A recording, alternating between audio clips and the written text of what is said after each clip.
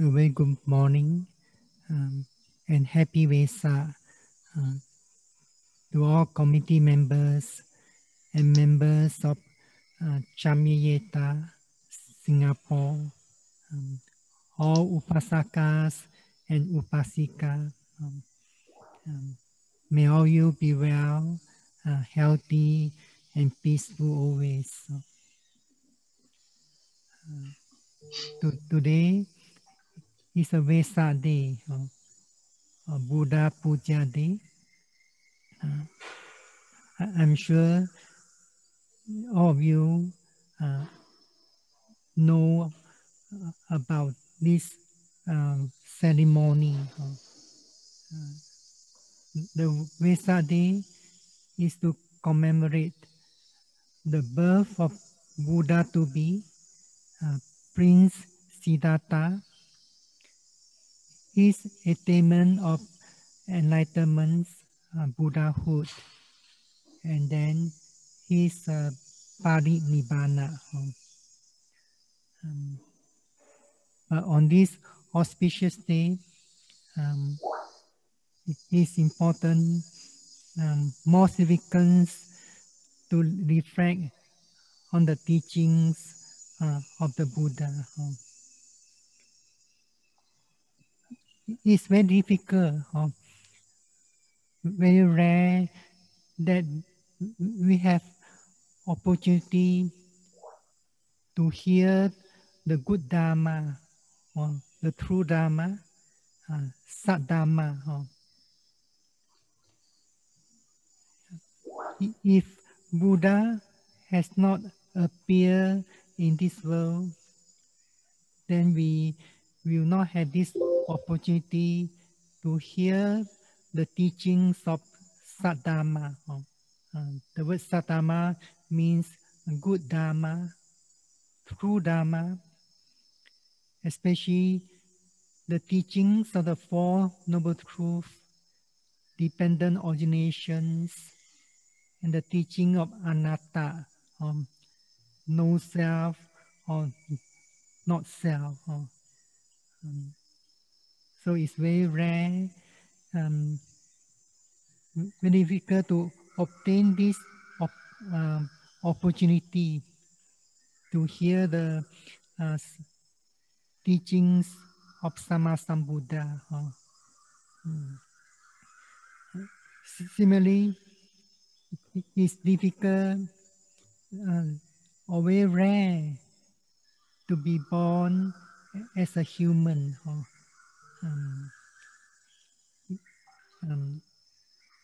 In one of the discourses of the Buddha, the Buddha explains this simile, the simile that explains about difficulties or very rare to obtain birth as a human. This simile is very well known in the teaching. This simile is about a blind turtle. The Buddha explains in this discourse that if we imagine that if this earth had become one mass of water, and a man would throw a yoke with a single hole upon it. A yoke is like an object in the shape of a circle with a hole in the middle. So this yoke was thrown into this mass of water. The wind from the east turn direction would drive the yoke to the west. The wind from the west would drive the yoke to the east. The wind from the north would drive the yoke to the south. the wind from the south would drive the yoke to the north. So there was this bright turtle. There was this bright turtle who come to the surface once every 100 years. So the Buddha asked his disciple, what do you think? Would the bright turtle coming to the surface once every 100 years insert its neck into that yoke with a single hole? So at that time, the disciples answer, if it would ever do so, Bante. So during the Buddha's time, the disciple addressed Buddha as Bante. It will be only after a very long time. But the Buddha said, sooner than this.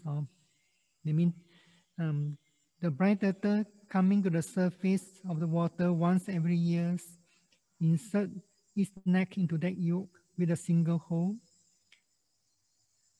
That chance will happen sooner than the foolish one who has gone once to the state of loss.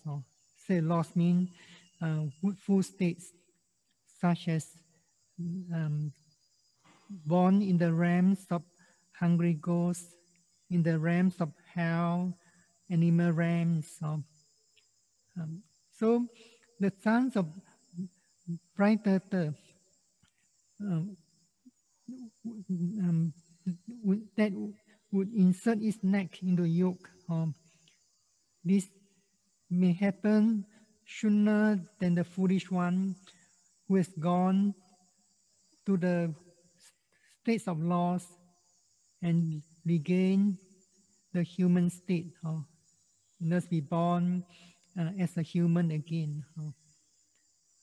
So, in other words, if a being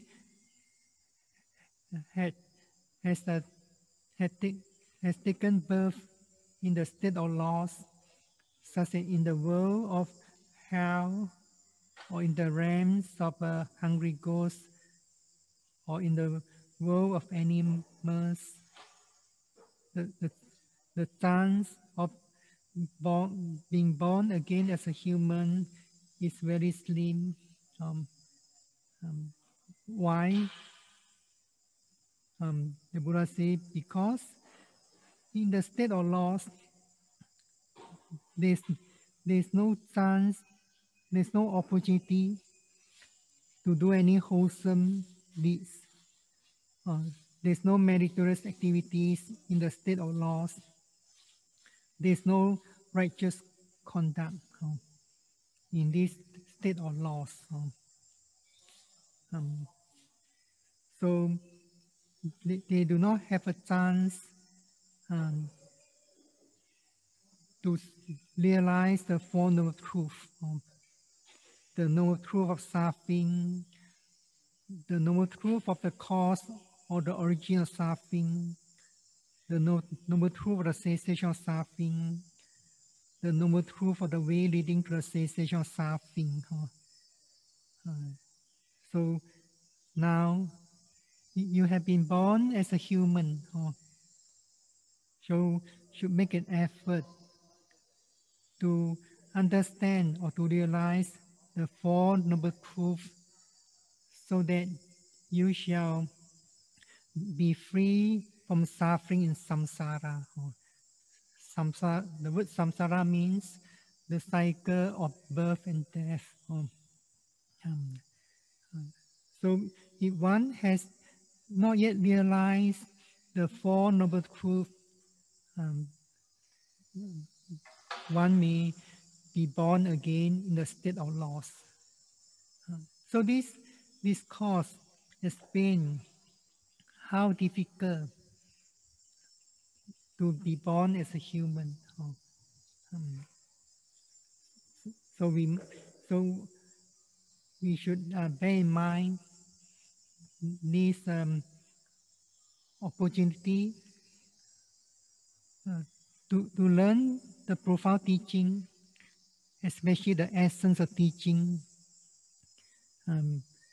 There is the teaching of the noble truth.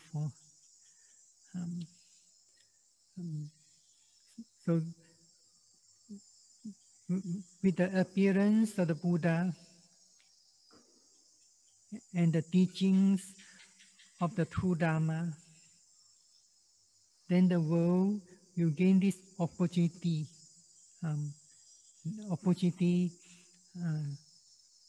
to learn the teachings of the true Dhamma, to realize the form of truth, so that one shall be free from this samsara, or in other words, one shall be liberated from the cycle of birth and death. So as you know, this opportunity is very rare to come. Once the Buddha said, when the Buddha has appeared in the world, if a person has been reborn in hell, this is the inopportune moment. That's not the right occasion for living the holy life. Inopportune moment in Pali is not known as akana, or inopportune moment. The opposite of inopportune moment is opportune moment. If one is born in the opportune moment, then one will have the right opportunity to follow the teaching of Buddha, to live a holy life. The word opportune means the right time, right occasion to do something, and will become successful. So the Buddha say, when Tathagata has appeared in this world, but if a person has been reborn in hell, this is one of the inopportune moments.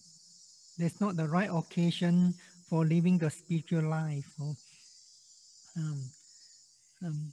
or holy life. What is holy life?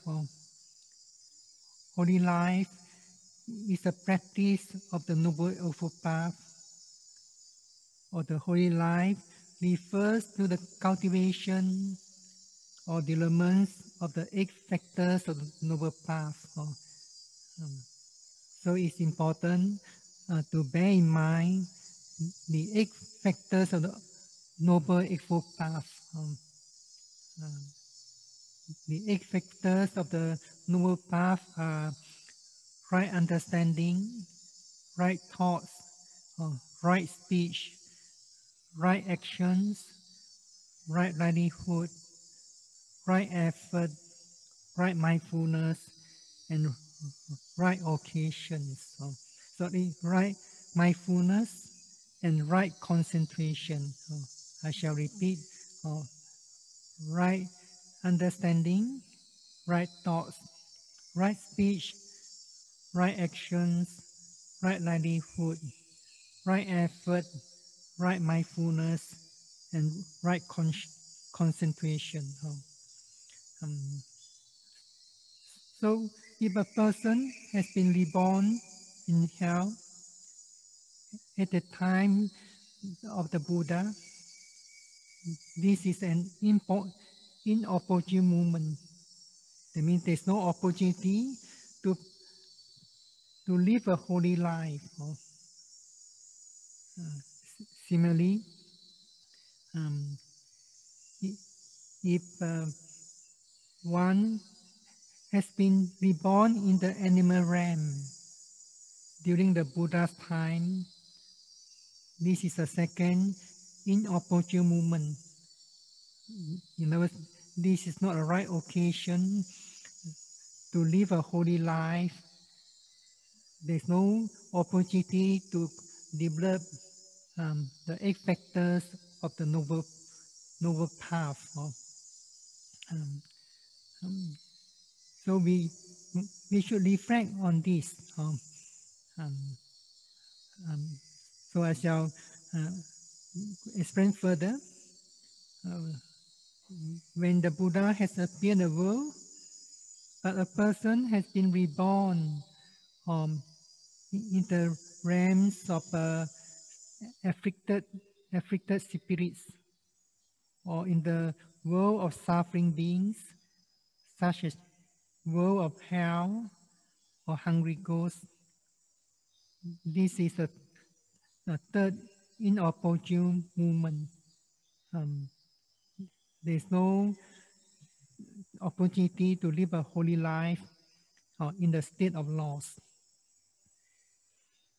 Then the fourth inopportune movement is that a person has been reborn in certain Brahma world. For example, Asanya Satta. Asanyata Satta means non-percipient beings. So a being who is born in this realm, they do not have perception, so they will not know that the Buddha has appeared in the world. If one has reborn there, one would not have the opportunity to live a holy life. So similarly, if one has not yet attained any stages of enlightenment and reborn in the formless world, for example, in the world of infinite consciousness, or in the world of nothingness, or in the world of the realms of neither perception nor non-perception, or in the world of immaterial sphere planes. It's because beings in the formless world do not have the body, so they could not come into contact with the teaching of Buddha. So before the Bodhisattva attained the Buddhahood, at the time Bodhisattva, in other words, when Prince Siddhartha has renowned the worlds, he learned from two teachers, but they can only guide him to gain mundane concentration. So one of his teachers was Alala Kalama. He passed away and born in the realms of nothingness. Then the second teacher, Udaka Lamaputta, was born in the world of neither perception nor non-perception. So when Bodhisattva had attained enlightenment and become a Sammasambuddha, at the time Buddha was thinking that he wanted to teach the Dhamma to his previous two teachers. But the Buddha found that they have reborn in this formless world. So the Buddha could not teach the Dhamma to them. So it's very unfortunate. It's not the right occasion to live a holy life. Then The fifth inopportune moment, if, during the Buddha's time, if a person has been reborn in a province among those in a society where their conduct is not refined, is not cultured, and the disciples of Buddha will not travel to such places, so they do not have the chance to come into contact with the teachings of Buddha. So this is a fifth inopportune moment. Number 6 is that a person has been reborn in the middle countries. Here, middle countries refers to a place in India where Buddha will appear. But a person has been reborn in this middle country, but that person holds wrong view. So when one holds wrong view, one will not believe that there's a Buddha or Arahant in the world. A person who holds wrong view will not believe in the teaching of karma and its result and so on. So this is inopportune moment or unfortunate birth is because of holding wrong view. Such person will never live a holy life. Then the seventh inopportune moment is that a person has been reborn in the middle countries, but that person is not wise, not intelligent, unable to understand the teaching, was well spoken or well stated or badly stated. So this is the seventh inopportune moments. And number 8, the 8th inopportune moments is that the Buddha has not appeared in the world. So when the Buddha has not appeared in the world, there's no teachings of the true Dhamma. There's no teachings of the Saddhamma, such as teachings of the Noble Truth, teaching of dependent origination, teaching of the anatta, not self. Even though that person is very intelligent, and he is very wise person, but because the Buddha has not appeared in the world, so there's no chance to hear the teaching of true Dhamma. There's no opportunity to live a holy life. So there are these 8 inopportune moments. That means if one happens to be born in such a state, then they do not have the opportunity, the right occasion to live a holy life or to practice the Noble Eightfold Path.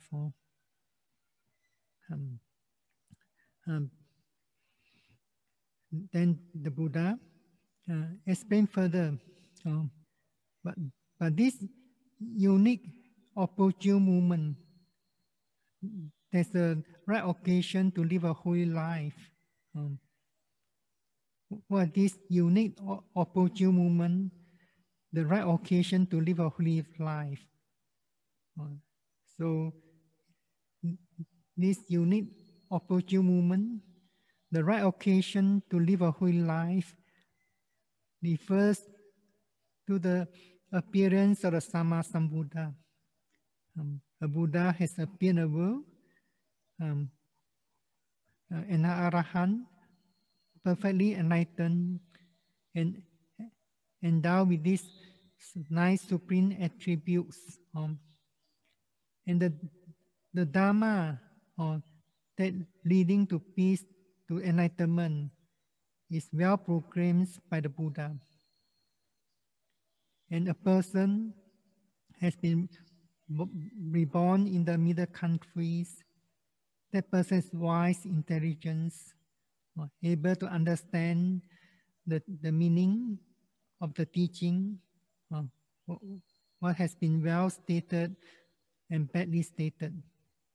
So Buddha say, this is the one unique opportune moment.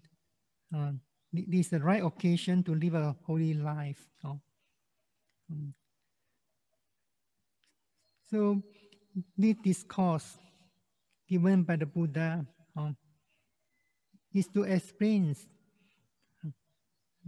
that we have obtained the human states. It's very rare, very difficult to obtain this birth in the human states. And the Buddha has appeared the world. Though at this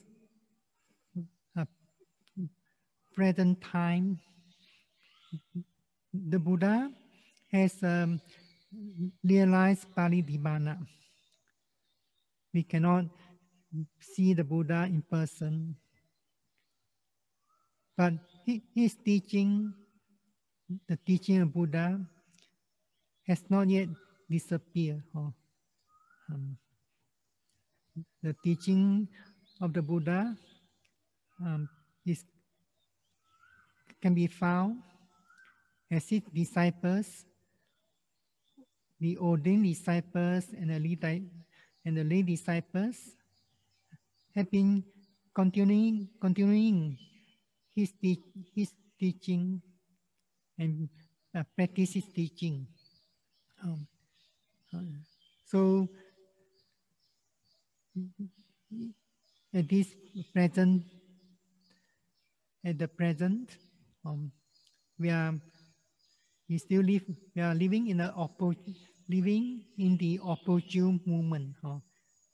Opportune moment means we are fortunate to be born in this human state.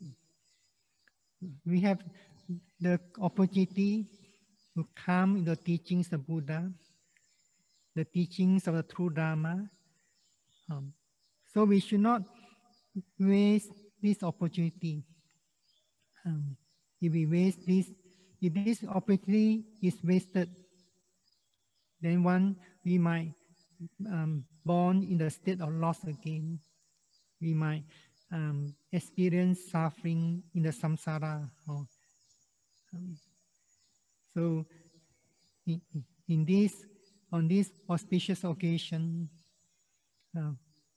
we celebrate the birth of the Buddha to be Prince Siddhartha,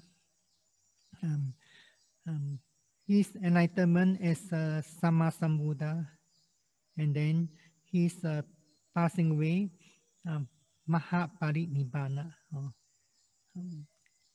So we are not only honoring the Buddha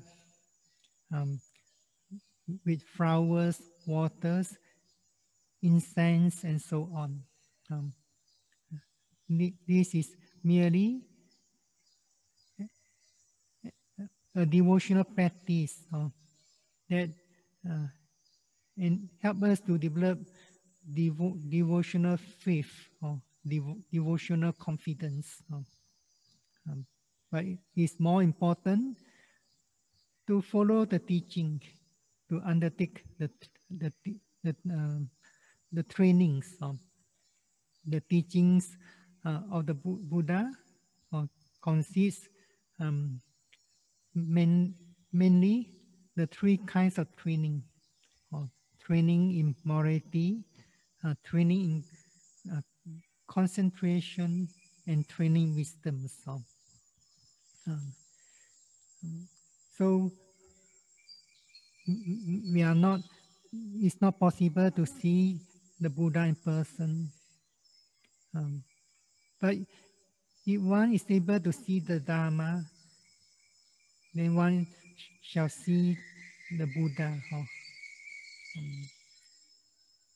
So during the during the Buddha's time, at that time there was a monk by the name of Wakali. He was very sick. He wanted to see the Buddha very much. Eventually, he made a request through his to his brothers, to other monks, asked them to approach the Buddha so that the Buddha, out of compassion, will approach the Bhikkhu Wakali, will come to see the Bhikkhu Wakali. At the time, Bhikkhu Wakali was very sick, not able to travel. So the Buddha came to see Wakali, Bhikkhu Wakali. So Bhikkhu Wakali expressed his remorse and regrets because he couldn't go to see the Buddha. He wanted to see the Buddha very much. For a long time, he always thinking of seeing the Buddha. But the Buddha said to him, why do you want to see this foul body? Foul body means this smelling body. Then the Buddha said further. So this saying of the Buddha is very well known in the teaching. The Buddha said, I quote, one who sees the Dhamma sees me. One who sees me sees the Dhamma. For in seeing the Dhamma, Wakali, one sees me. And seeing me, one sees the Dhamma. So, unquote. So if one aspires to see the Buddha, though it's not possible to see the Buddha in person nowadays, but it's possible to see the Buddha by seeing the Dhamma. So what's this Dhamma that the Buddha referred to? This Dhamma is not the mundane Dhamma, but the Dhamma here refers to 9 supra-mundane Dhamma, or the 9 stages of supra-mundane wisdom. The 9 supra-mundane wisdoms consist of 4 stages of path knowledge, or 4 stages of fruition knowledge, and enlightenment or nibbana.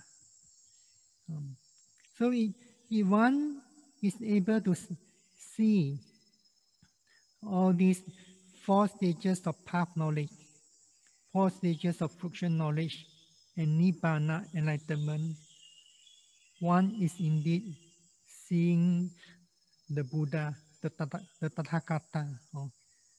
So the significance of this saying is very profound.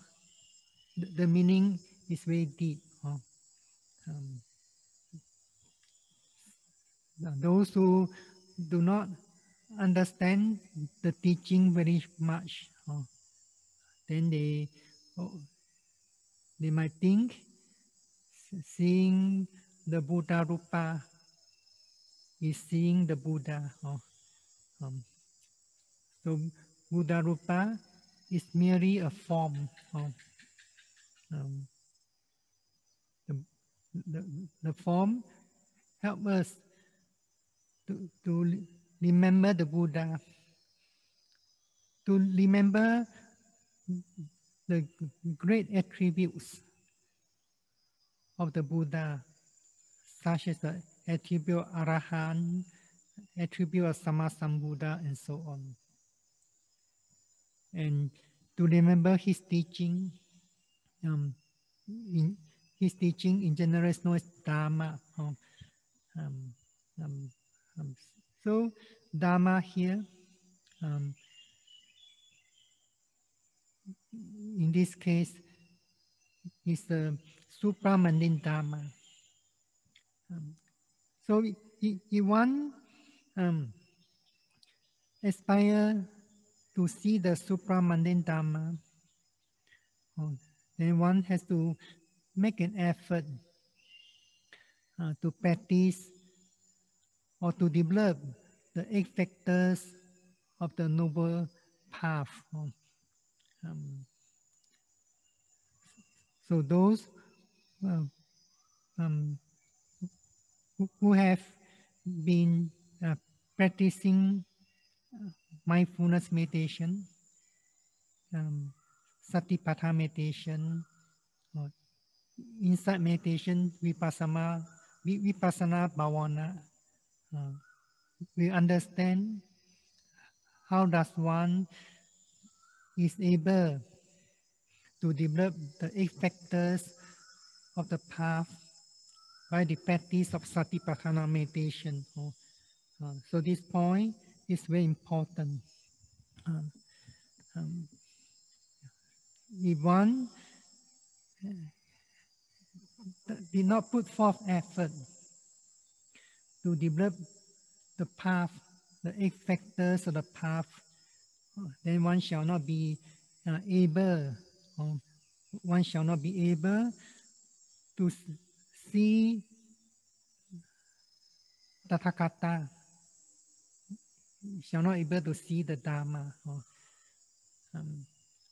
So when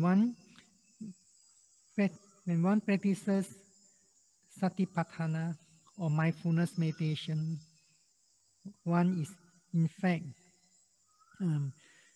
developing the 8 factors of path.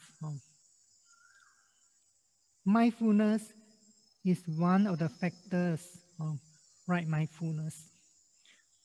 So when one practices mindfulness, one should practice in accordance with Mahasatipatthana Sutta, the discourse on the practice of the 4 foundational mindfulness. When one practices mindfulness, one needs to put effort, mental effort into the practice. When mindfulness is constant and continuous, then one is able to gain concentration. During the practice of mindfulness, there's a factor which is known as right thoughts, samma sankappa. But during the practice mindfulness, samma sankappa is a factor of vitaka, applied thoughts.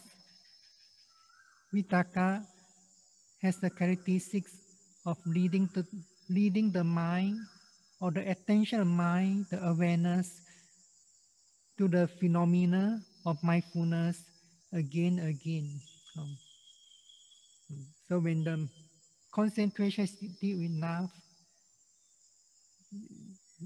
then there's a rising of insight knowledge.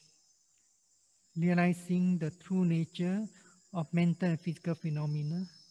Oh, that's right understanding.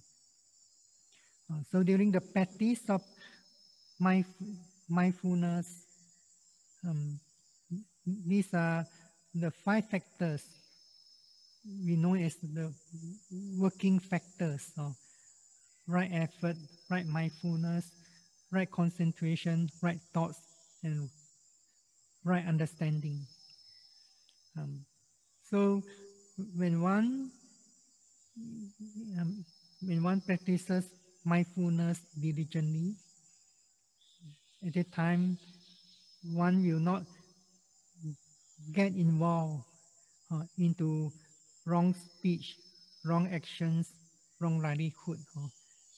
So by this practice of mindfulness, one is able to develop the 8 factors of the path, and then one shall fully understand the truth of suffering.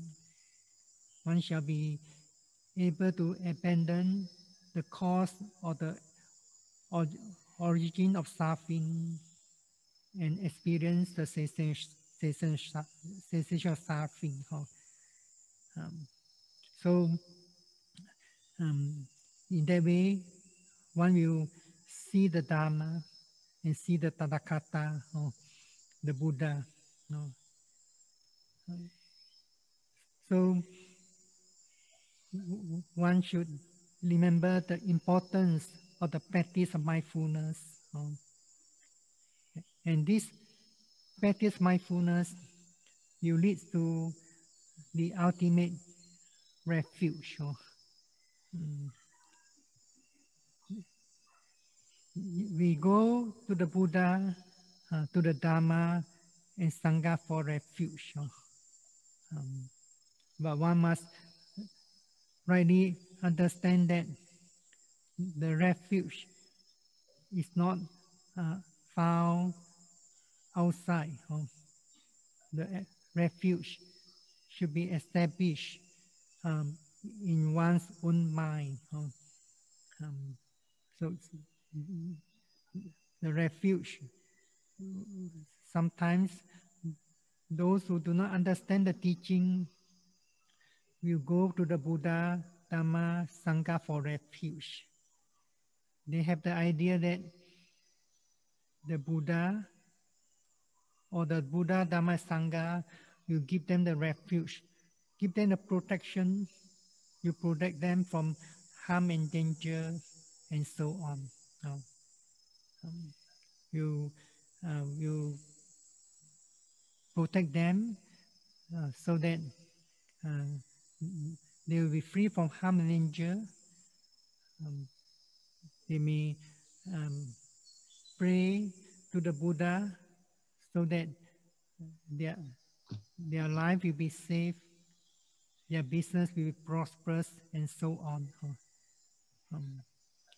If the wish is not fulfilled, or if their prayers is not fulfilled, they will be very disappointed.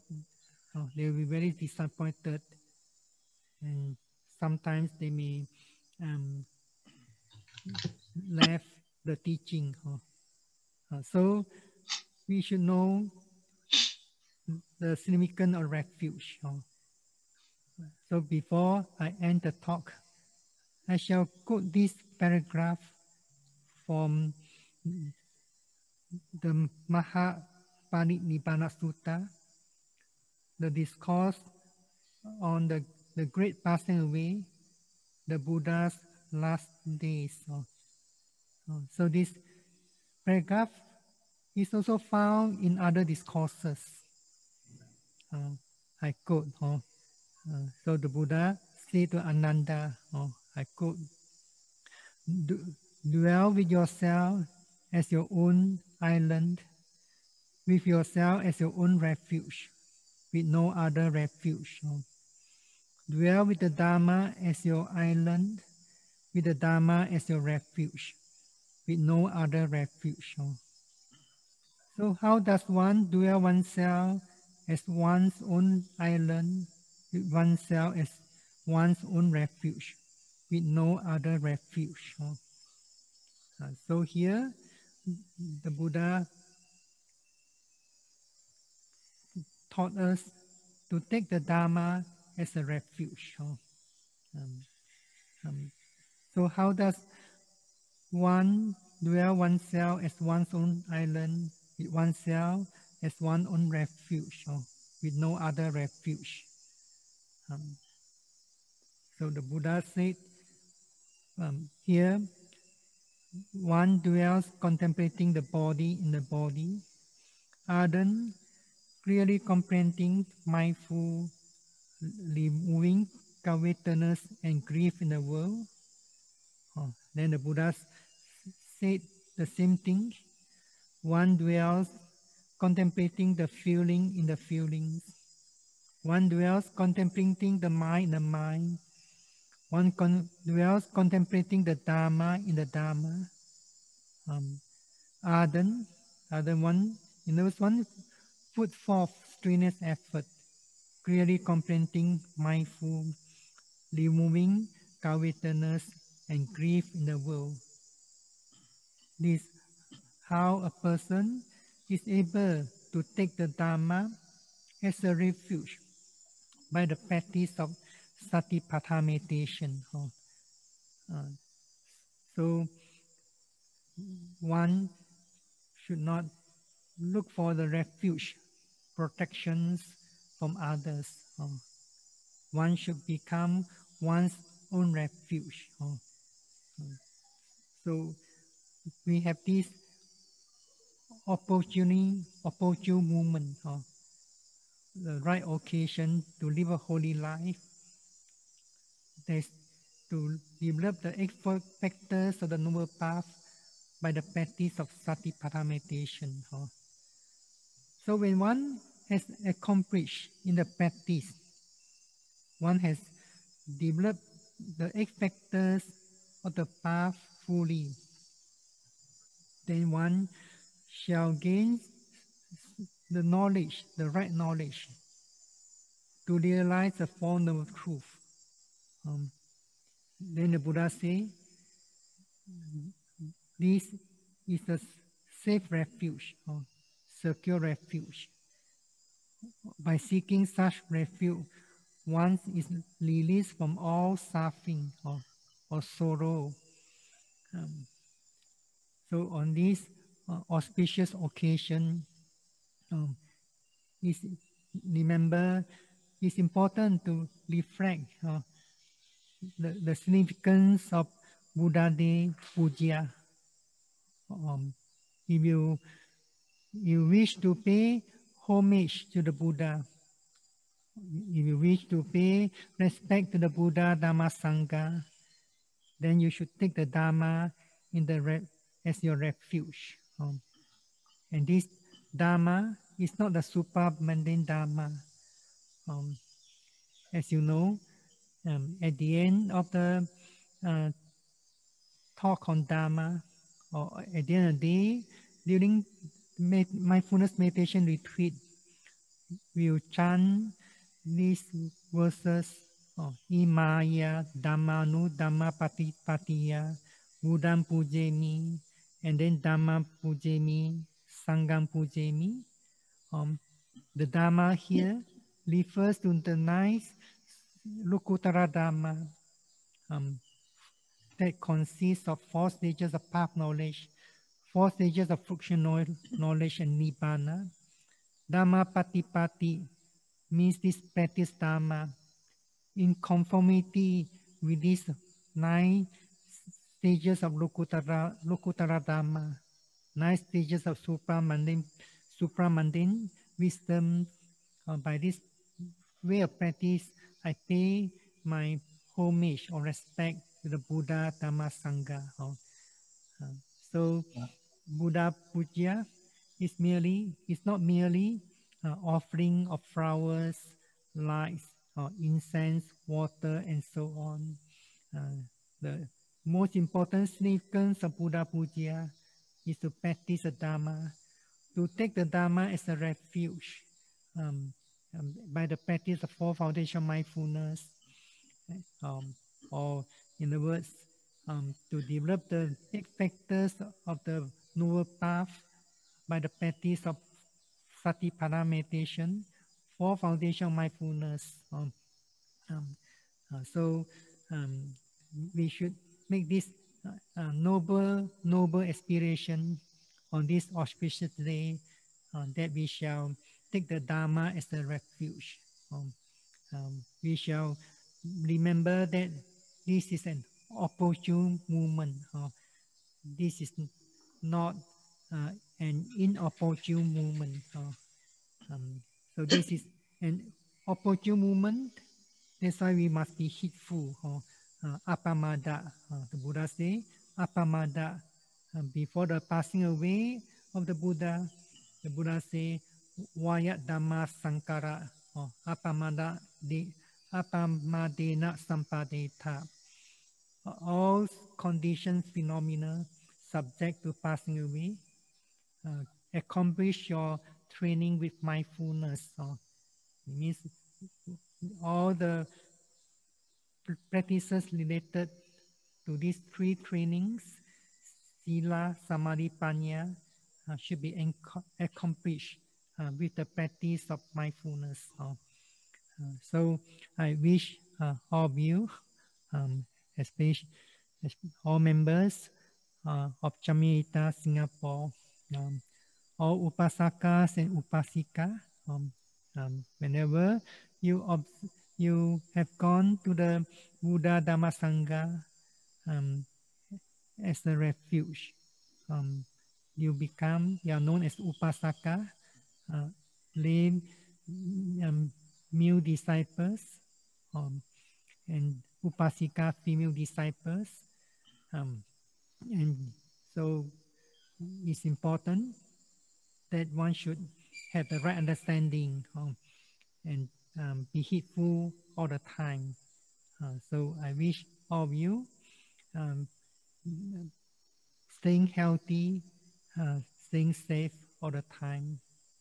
And most important, that you make a noble inspiration, inclining your mind to the practice of the true Dhamma, especially the practice of 4 foundation mindfulness, development of the Noble Eightfold Path, so that you could realize a safe refuge, and be free from suffering in samsara. So may all you be well, happy, and healthy always.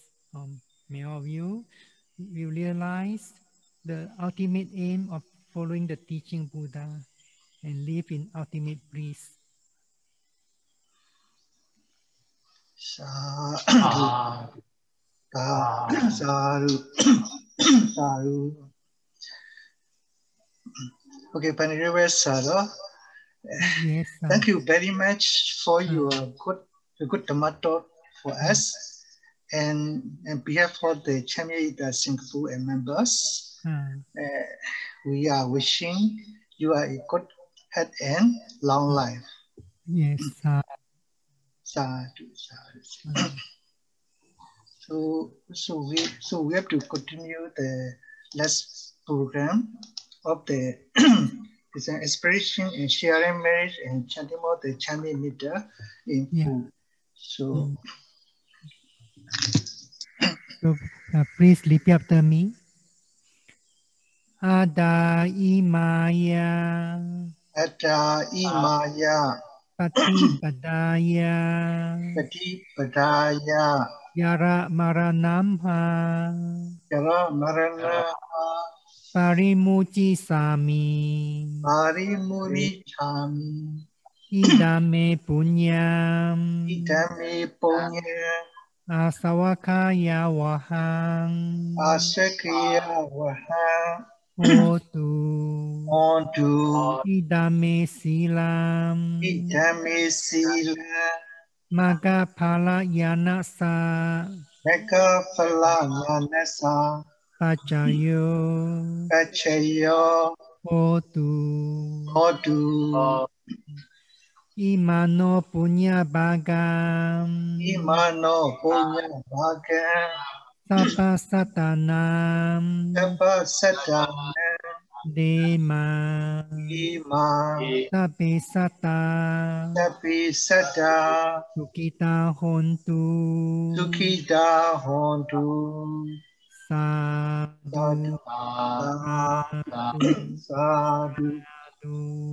So we shall chant the honoring of the verses of honoring the Buddha, Dhamma, Sangha, our parents and teachers. So, Imaya Imaya. Dhammanu Dhamma Patipatiya Dhammanu Dhammapati Patiya.